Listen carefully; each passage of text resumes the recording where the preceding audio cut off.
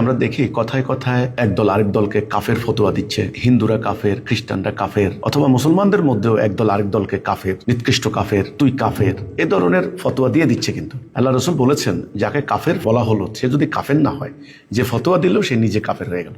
এখানে পবিত্র কোরআন কি বলছেন? ওমাল্লাম ইয়াহকুম বিমা আনজালাল্লাহু ফাউলাইকুমুল কাফিরুন। যারা আল্লাহর নাযিল করা বিধান দিয়ে ফয়সালা করে না তারা কাফের। আপনি ঢালাওভাবে যাকে তাকে কাফের বলতে পারেন না। আল্লাহর নাযিল করা বিধান দিয়ে ফয়সালা না করলে কাফের। এখানে কুফর শব্দের অর্থ কি?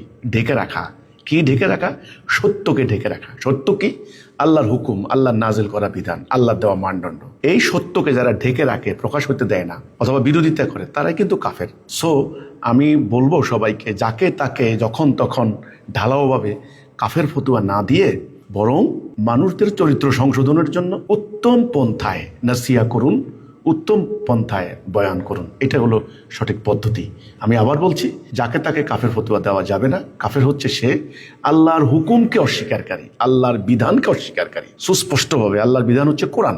এই কোরআনে আল্লাহ যে মানদণ্ড দিয়েছেন, এটাকে যারা অস্বীকার করবে তারা হবে কাফের। সূরা মায়েদার 44 নম্বর আয়াত, আমাল্লাম ইয়াকুম বিমা আনজালাল্লাহ ফাউলাইকুমুল কাফের। সুতরাং আল্লাহর বিধান দ্বারা ফয়সালা না করলেই কাফের। যাকে তাকে কাফের ফতোয়া দেওয়া, এটা আমি মনে করি পরিত্যাজ্য।